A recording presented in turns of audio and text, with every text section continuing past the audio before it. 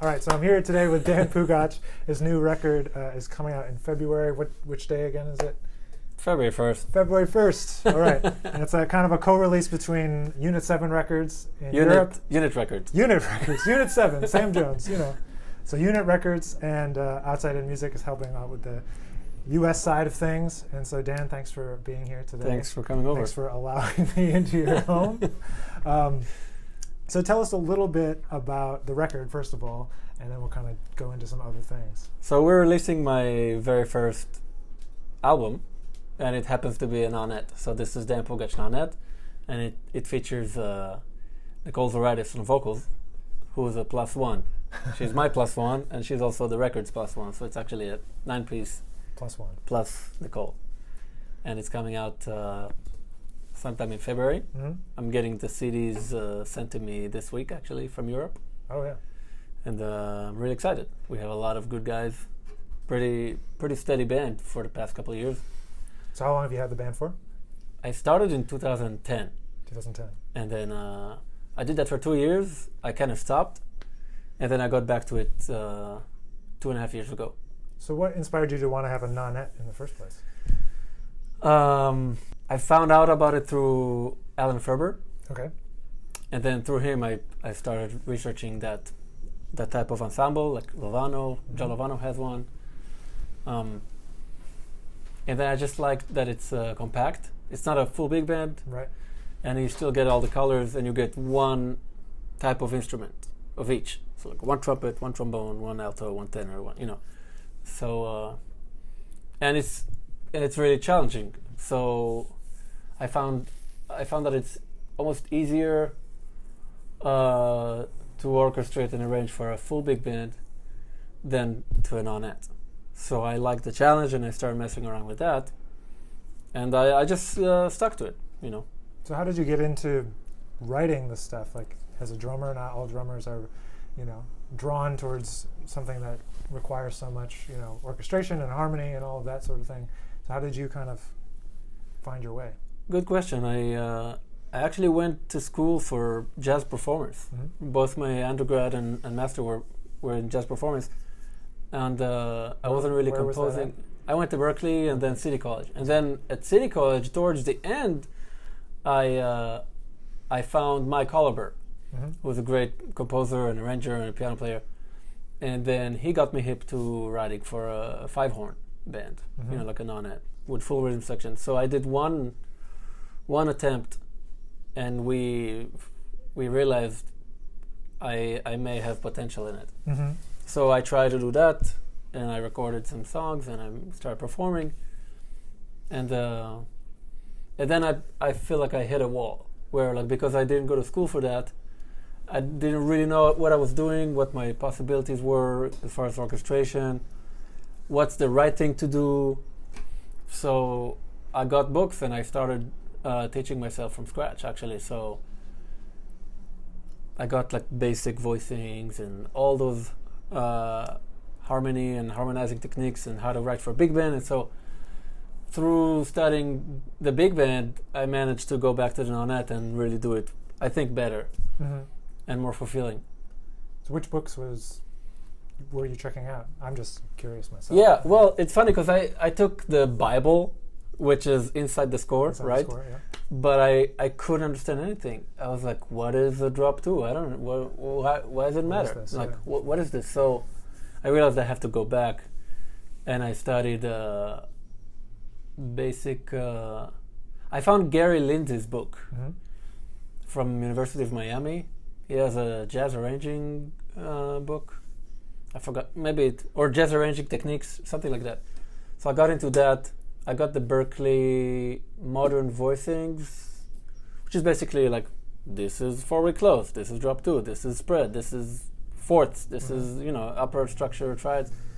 And then I felt more comfortable analyzing scores, Okay. and then checking out actual big band books about the sections and the cross sections and coupling and doubling and how to write a shout chorus, how to write a soli and backgrounds and all stuff. And then I did some exercises, and I was like, okay, let's try. And I took one of my Nonet tunes, Broken Blues. That's actually the first track on the album, and I wrote it for a big band. And I called a reading, and that chart was the busiest, most harmonized ever from beginning to finish. It was like, I don't know, 6 minutes with modulations and a sax solo and brass screaming. Everything harmonized and everything moving parallel, like, it was just over the top. So and so you've refined it from there. And so then I learned Jim McNeely helped me. I came cool. over to his house, and he helped me to take stuff out. Mm-hmm. And I kept reading books like Inside the Score. Mike Tomorrow has a book. Yep. Linear Voicing, I guess, by Dobbins. Yep. Oh, sure. Yeah. There's that was my college Bible. Yeah. That one. He was my teacher. So there's also, I forgot what, Mothman, maybe Mothman. he has a book too, I think, right? Yeah, it's like arranging for in the digital age or something like that. Yeah, a lot of good books. From each I took some. And so then, now I'm going to get a little nitty gritty here because I think some people that are nerdy musicians like to know this stuff. So how do you write? Like, what's your process for writing a Nonet chart? Do you computer? Do you piano? Or what do you do? I do drums, piano, and Sibelius. Okay. And I use a sketch form. Mm-hmm. I use a couple of double staffs for brass and wind, and then I explode. Okay. But I start from the piano. So do you write it by hand? I write it by hand many times, and then I'll transfer to the computer. Transfer to the computer. And many times I start on the drums. So I'll sing something, or I'll have a specific vibe or a mood or a groove that I wanna sit on. Mm-hmm. Like Broken Blues is a New Orleans second line street beat kind of vibe, Mm-hmm.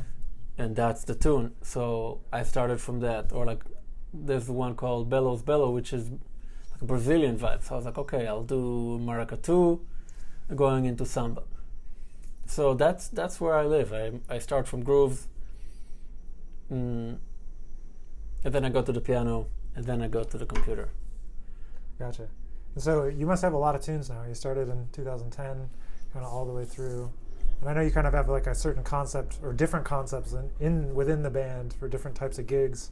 You've told me before. Yeah. Could you kind of describe those concepts? And Yeah, I've been arranging different standards and tunes that I love, like by Brecker or by Chick Corea, or like pop stuff and folk stuff, and my own original stuff, and my wife's music. So the charts kind of depend on the gig. So I would tailor the band and the music to the venue. So when I play 55 bar, I can basically do whatever I want, but I want to have something that's a crowd pleaser.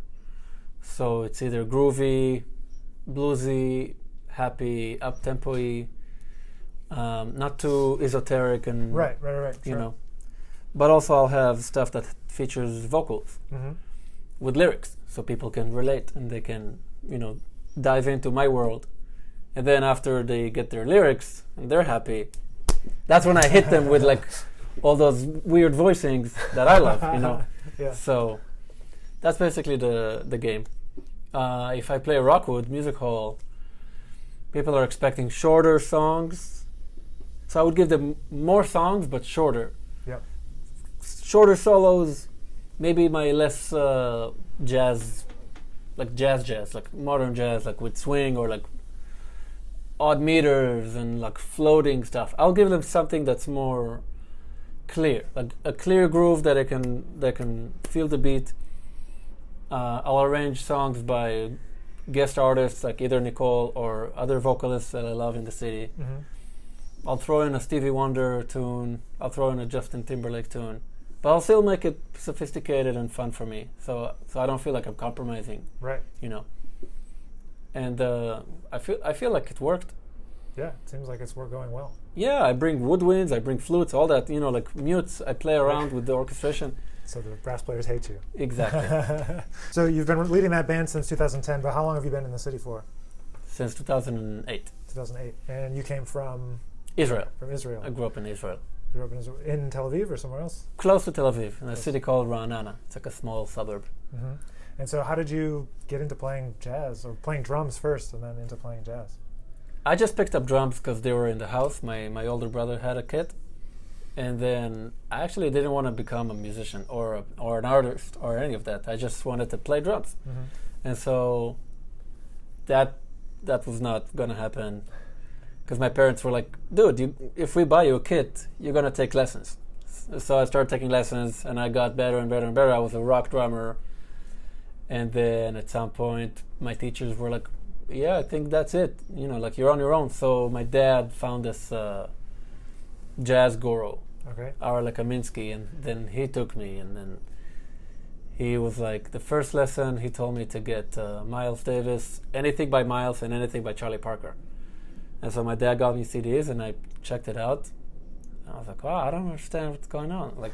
And so that challenge drew me in, and I became fascinated with jazz. And then since then, I went to a high school music program, and then I got into the Army band, like the Air Force band.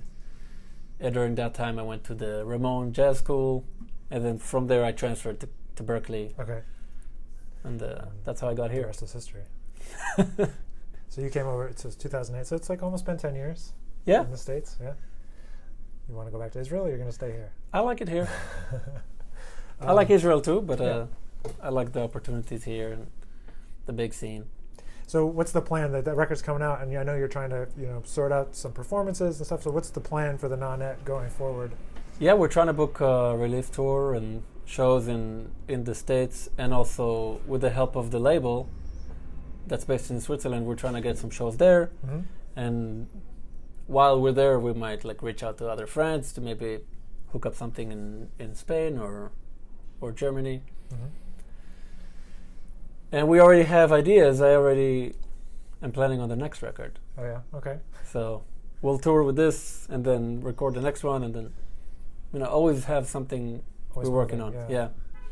And so what else are you up to besides playing with your Nonet? I know you do everything, basically. So I work just as a freelance drummer. I play a lot of different styles, and I think that also helped me be more clear about what groove I want to play and how I play with my band and with other people. But yeah, I do from Jewish music to pop to folk, jazz, obviously. You're always on the scene, making things happen. So a lot of the people that watch our channel are a lot of musicians, and so I like to ask the question. So going through this process from beginning, starting the band to putting the record out, we're almost there. What were some of the biggest challenges that you had to face, and how did you kind of deal with them? In terms of putting the record out or getting the band together. I guess the hardest as you can call it as an artist or producer is to wait, to have other people work with you and have to wait for other people to do their job. Like the label is great, but they're on their schedule, and then you have publicists, and you have a graphic designer, and you have a press release guy, and you have venues that you're waiting for them to get back to, and all that. It just takes a lot of time. So if anything, I learned is to be patient and to not stop. To just keep working on my stuff, keep practicing, keep checking out music, and keep shooting emails and keep reaching to better and better goals. Yeah. Awesome. That's all I can say. No, that's great. Would you be okay with us sharing one of the tracks?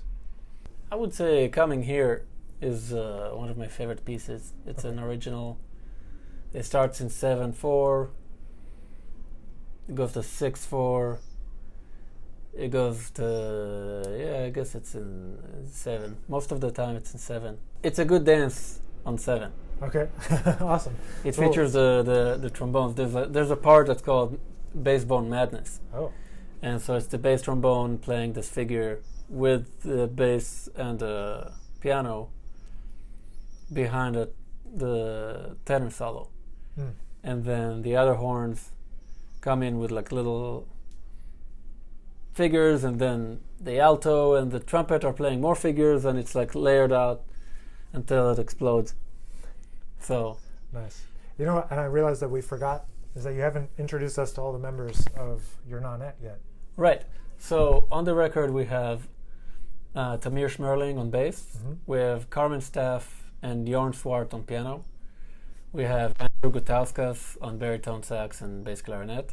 We have Jeremy Powell on tenor sax and clarinet. We have Andrew Gould on alto sax and flute. We have Jen Hinkle on bass trombone. We have Mike Fahey on tenor trombone. Then we have David Smith and Ingrid Jensen on trumpet and flugel. And we have Nicole Zoratis on vocals. And myself on drums. We have one guest from Brazil who recorded it in Brazil. Oh yeah? Whose name is Bernardo Aguiar. He plays pandero Okay. on one of the songs. On which one? On Bellows Bellow. Awesome. Well, Dan, thanks so much for chatting a little bit today. Appreciate Thank you. it.